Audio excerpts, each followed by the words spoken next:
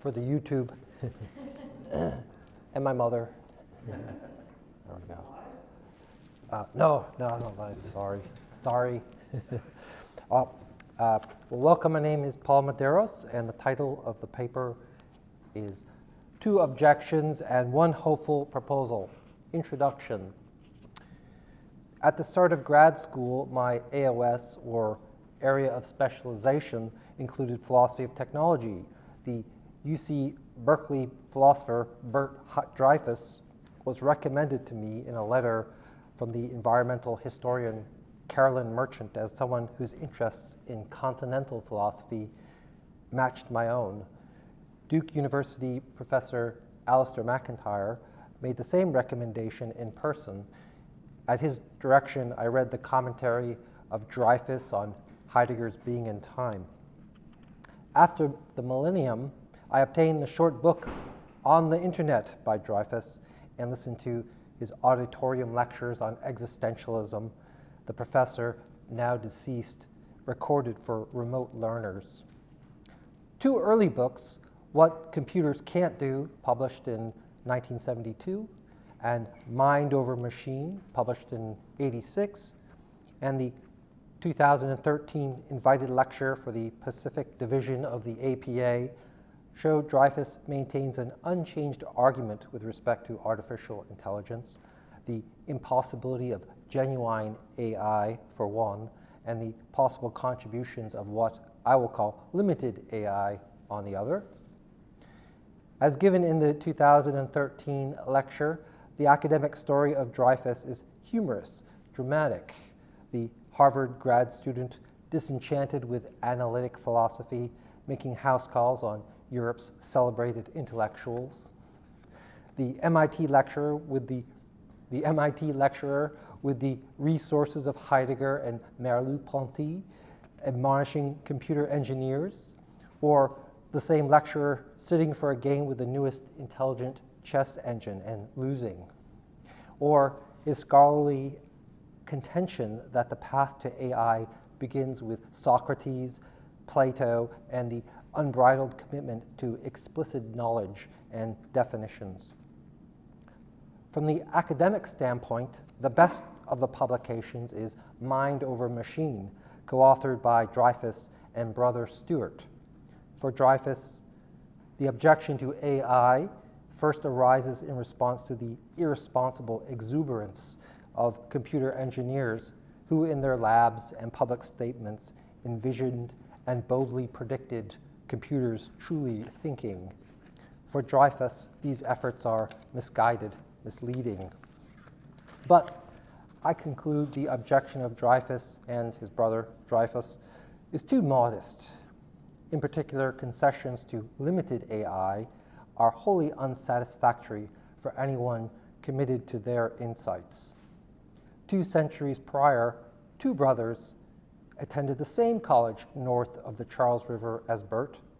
The younger brother, Henry Thoreau, also observed an irresponsible exuberance for technological innovation in the 19th century and rose to the defense of humanity with concepts native to philosophy. The accurate but modest objection of Dreyfus is replenished, fortified by the traditional resources of Thoreau. Thoreau's objection to technological innovation in any form is given in the 1843 book review titled Paradise to be Regained, and in chapters 1 and 2 of Walden, published in 1854. With the combined objections of Dreyfus and Thoreau, I unfurl one banner of hope for anyone impressed by these objections.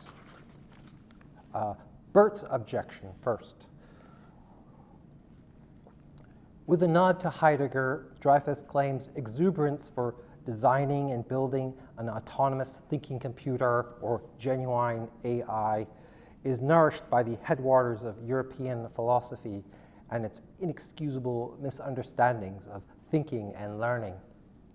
Plausibly, the exuberance heard by Dreyfus at Harvard and MIT was for him part of the din of war and proliferating military technology. In his first scholarly effort, Dreyfus concludes artificial intelligence is an erroneous vision, an ineluctable failure. In short, genuine AI may not exist. Similar sentiments are expressed in 2009 and in 2013. The objection of Dreyfus is justified by continental Europe's philosophies of mind, by common sense theories of thinking and learning, and by his interpretation of computer science and engineering. According to Dreyfus, genuine AI cannot exist because human intellects are necessarily situated in a body and in a world of ever-changing, overlapping contexts, affected by feelings and moods, and already disposed to the immediate grasp of things. In short, thinking is not as explicit and objective, nor as isolated and autonomous of the world of things and persons as foolish engineers suppose. Some thinking is intuitive, vague, bound to things and persons. In 2009, Dreyfus claims AI is one of many innovations pursuing what he calls disembodiment, or the separation of our humanity from surroundings and relationships. So, genuine AI is a straw man, for the public a red herring. In Mind Over Machine, Dreyfus also objects to the red herring. For us today, this may be the more important objection. According to Dreyfus and Dreyfus, all forms of expertise are bypassed by the alluring scent of AI. Expertise already diminished by bureaucratic structures is threatened with obsolescence. By the 1980s, AI visions include medical diagnosis and higher education, claims Dreyfus. Significant to the argument of Dreyfus is the common sense theory of thinking and learning. On one extreme are beginners, to the other experts. According to Dreyfus, beginners to any area of knowledge first identify objects and memorize basic rules. For example, the instrument cluster, pedals in street signs and driving, or the elementary vocabulary and grammar of any foreign language. By contrast, experts think fluently, extraordinarily, holistically, in ways uncaptured by methods of computer science and engineering. For Dreyfus, expertise always surpasses any form of AI. But Dreyfus concedes AI applications may replicate thinking activities of beginners and also complex thinking activities of large games, real-world problem solving, language translation, and object recognition. For Dreyfus, there exists what I call limited AI, but limited AI does not think, claims Dreyfus. It only represents or replicates fragments of thinking, such as sorting and converting. So do text and symbolic notation. Limited AI and internet software, claims Dreyfus in 2009, is suited to guide beginners and to support the activity of experts who must occasionally refresh and relicense knowledge. In contrast to the vision of autonomous computers, Dreyfus proposes this sensible language of partnerships with computers, symbioses with computers. But the objection of Dreyfus becomes modest and analytical. Just don't attribute thinking to computers, he seems to be saying. In truth, the objection may expand. Beginners especially must be situated in relationships to make any good step forward toward learning. For anyone committed to embodiment, learning begins with invitations to learn and shared experiences, not the learning characteristic of games. So limited AI jumpstarts learning, and jumpstarting may yet turn out to be obstructive. Henry's objection. The thinking of Dreyfus about technology is informed by ideas of Heidegger. My first efforts in philosophy aim to show intellectual kinships between Heidegger's compositions and those of North American environmental writers like Thoreau. Accordingly, it is no surprise to me Thoreau's philosophy of technology complements objections of Dreyfus. Like Dreyfus, an early publication by Thoreau appraises unbridled exuberance for technological innovation. The 1843 book review titled Paradise to be Regained shows the author insightful and humorous at 25 years of age and 2 years before the experiment at Walden Pond. For Thoreau, technological utopias like smart cities and modern conveniences aim to facilitate activity and diminish hard work. In the book review, Thoreau assents to freedom from hard work because the author believes 19th century New England works too hard to get a living. But Thoreau objects. With technology, we facilitate activities without first elevating our ends. We need loftier ends first.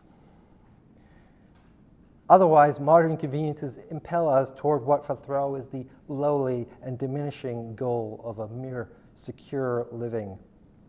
We as persons are impelled along with all our bad habits, such as curiosity, haste, conformity, and self-indulgence. Elevate ends and form virtues first, exhorts Thoreau in Walden, showing the influence of Roman philosophers like Seneca and ancient Greek philosophers like Socrates. For Thoreau, loftier ends or aims include nature study and scholarly reading. Important virtues are intellectual, wisdom, and expertise, but also complex moral virtues like sincerity. There's a more profound objection to technology given in 1843 and in 1854.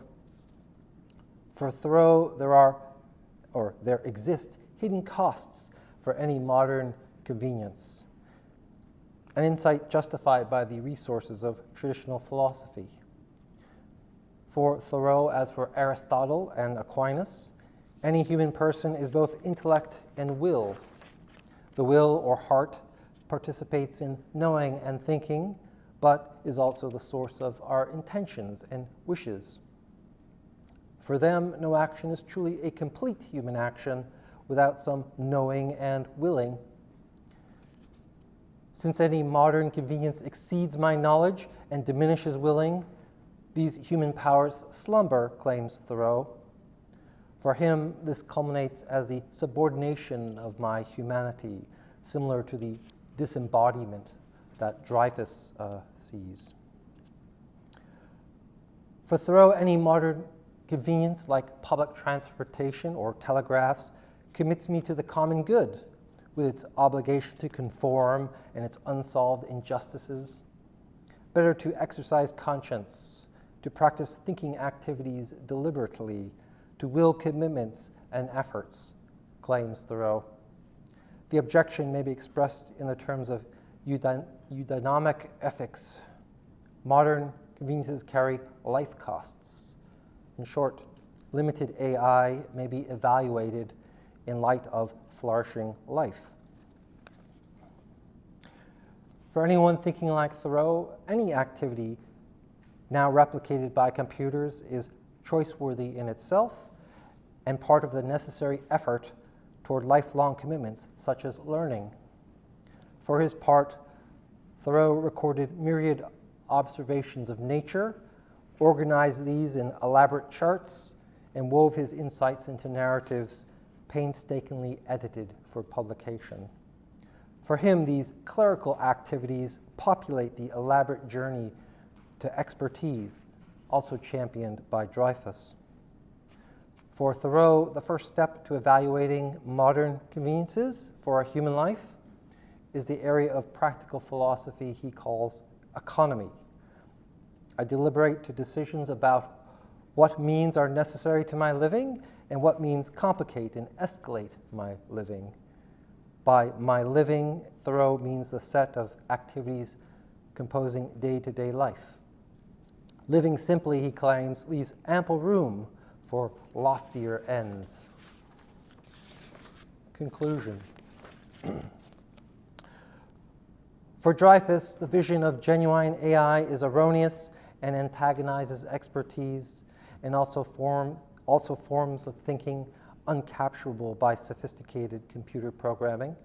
But limited AI, sophisticated search engines, and remote learning may provide supporting roles.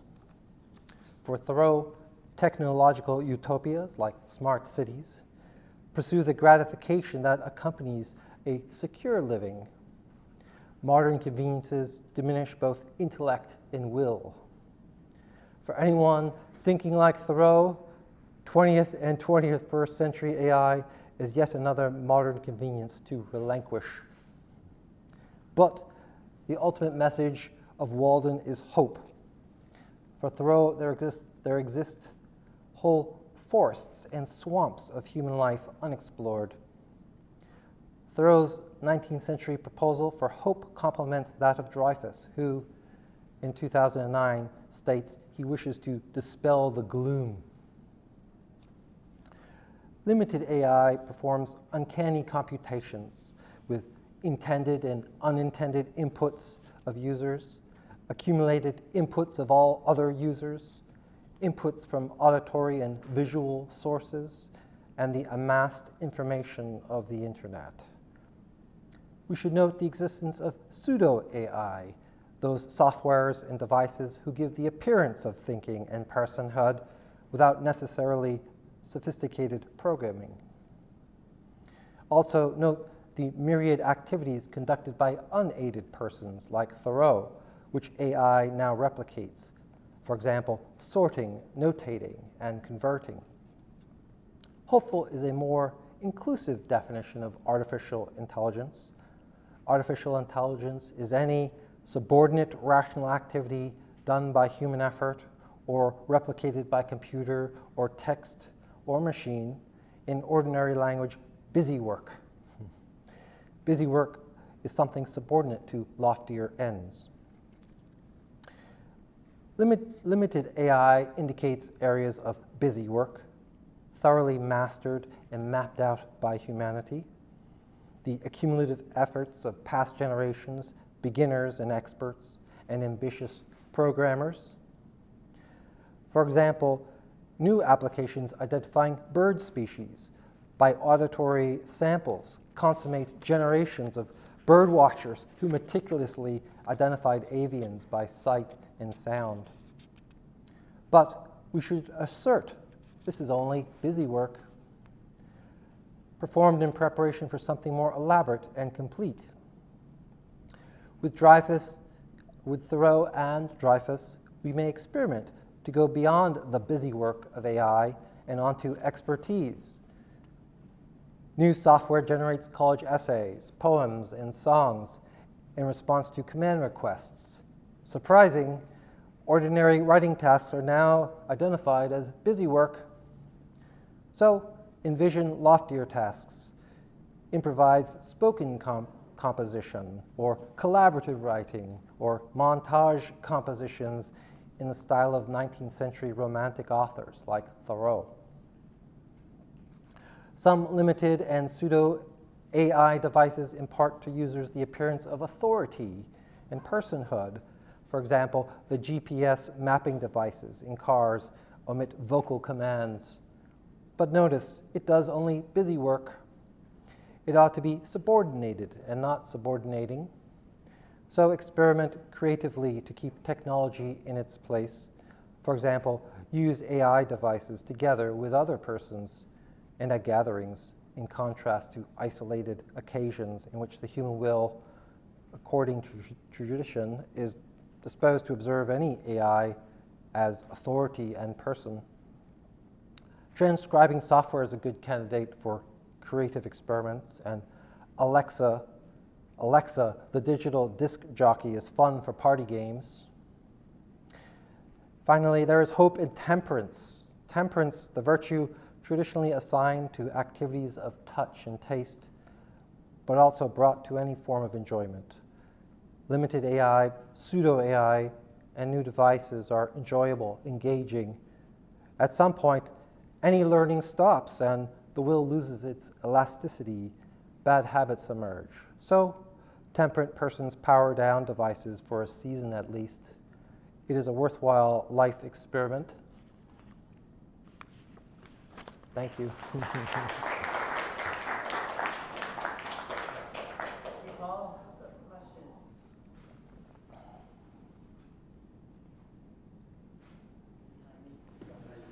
Yes. I'm back. So I just want to push back a little perhaps on the definition of these tasks that LLMs do so well, seemingly, namely writing a poem at the touch of a button or entering a simple prompt as busy work. I think perhaps I would be more restrictive and say any job where you're writing, formulating emails perhaps, that qualifies as busy work, but I'd rather, I'm rather alarmed by including student writing as one of those activities that they assign. That would count as busy work? Yes. Yeah, I think that's my idea, or certainly this doesn't come, this isn't exactly from either of our authors, though Henry Thoreau does talk about information in society.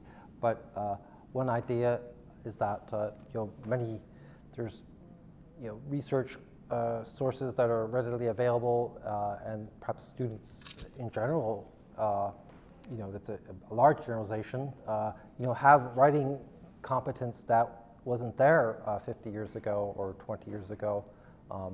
And so the ability to organize college essays is much more commonly shared now than maybe 20 or 50 years ago. That's speaking for my experience, that is true, that students write much more elaborately and more detailed, partly by way of computers.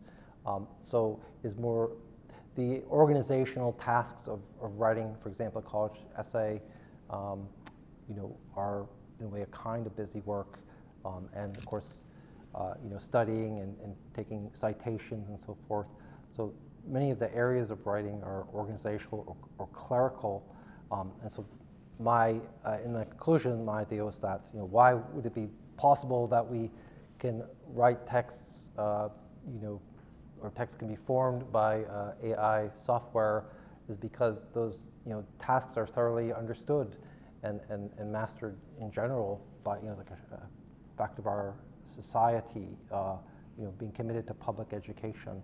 And by our society, I mean particularly North America. Speaking of North America, and similarly, like with songwriting, there's a great many more songs, public songs available that weren't available. There's a massive history now of songwriting, that's shared, and so it seems that songwriting is something we've as a common good that has been mastered, and so we ought to. The proposal I have is that what step further can be done? How can that activity be overhauled and made more complex? A step further, a loftier goal is perhaps possible. So AI indicates where we've sort of mastered the busy work of, say, songwriting, which in a way is somewhat arbitrary. It's possible to stake out a song, for example, without really having to think in any important way. I think that's the idea I have, though. That bird watching, there have been millions of bird watchers, and so they've all had encyclopedic knowledge of the birds. Can we go further? Now the AI is like sort of the crest of that whole development. What is a step further toward expertise, perhaps more particular knowledge, more becoming attached to a particular bird species and studying that for years rather than an encyclopedic knowledge. Thanks for the talk. I really like this line that you stated toward the end. It should be subordinated, not subordinating, right? Mm-hmm. And that seems like an ideal. And then you suggest some individualistic decisions you could make, I guess, like to not use the cell phone if you're finding that it's disruptive to your relationships and things like that. But I'm wondering, beyond those types of decisions, there's a limited number of things where that could make a difference, right? Shut off the phone for a day or lay aside your technologies. What could be done, systemically, because there's a lot of stuff that gets baked into the workplace or baked into the public sphere that might subordinate you, and it seems like you would have limited ability to change. So I wonder what you would say. Yeah, I think I was thinking about your paper, Daryl, as well. That in contrast to a technological city or a smart city, would be like conversations. The practice of conducting good conversations between different people. Exploring particular topics. So it seems that that's the activity that is most important to do otherwise, and to work on consent and deliberating is to practice having good conversations.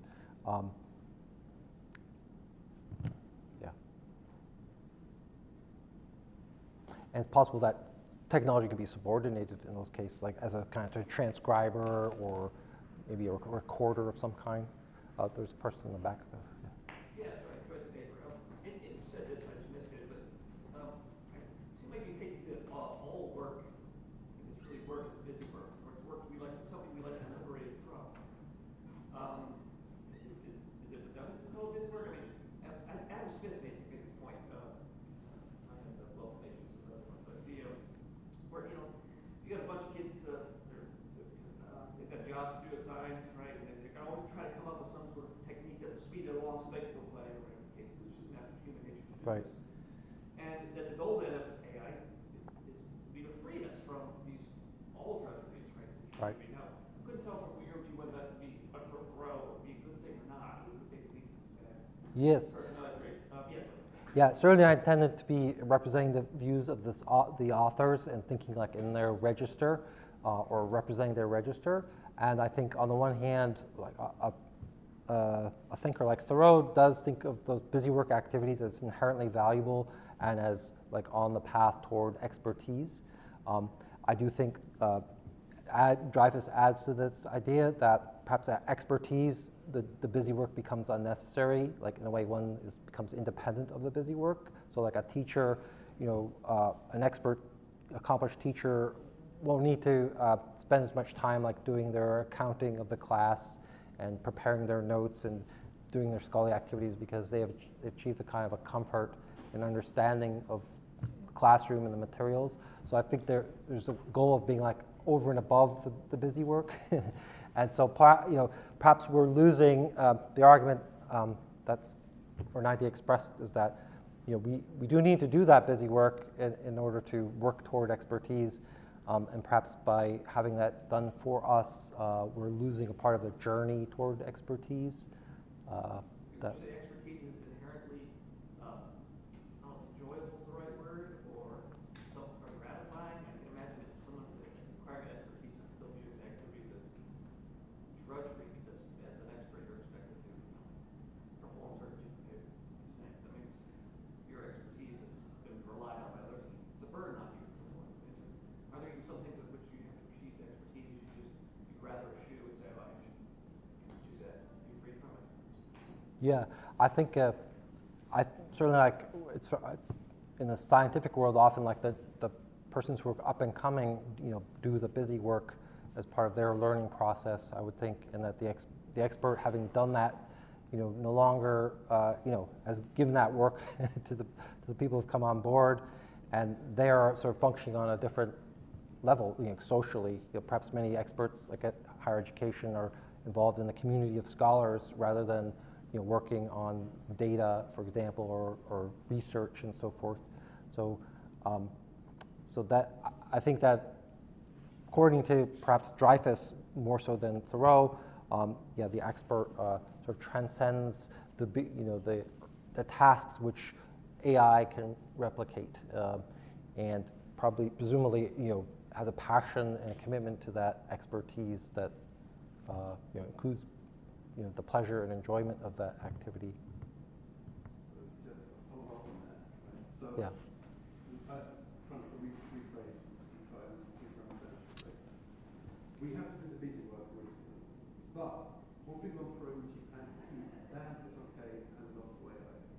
that fair to me? I'm sorry, I don't That understand. we must each go through the busy work stage on the way to expertise, but once we achieve expertise, then it is okay to delegate to AI. Is that Oh, that's Dreyfus's view, I believe. I think that's Dreyfus's view. okay? And then Dreyfus also asserts that beginners might train and be guided by limited AI. I describe that as a concession because I think he gives all kinds of reasons why a beginner, would want to have human relationships with experts, with their expert, like an apprenticeship of some kind. So I felt that like a game is almost a model for beginning learning for Dreyfus, like learning the pieces and the rules. And I felt that was a very disembodied, very abstract and analytical model for learning. And so I propose like an invitation to learn, working with a person who has that knowledge or is also learning that knowledge seems to be a better model for beginning learning. So he seems to concede some ground to the computer world, and that I think is part of his effort to make peace with the engineers, that he got into arguments with back at MIT, I would guess. Thank you for your questions. Oh yeah, in the kind of nervousness after my talk, I just forgot to thank you for your questions because I'm not really writing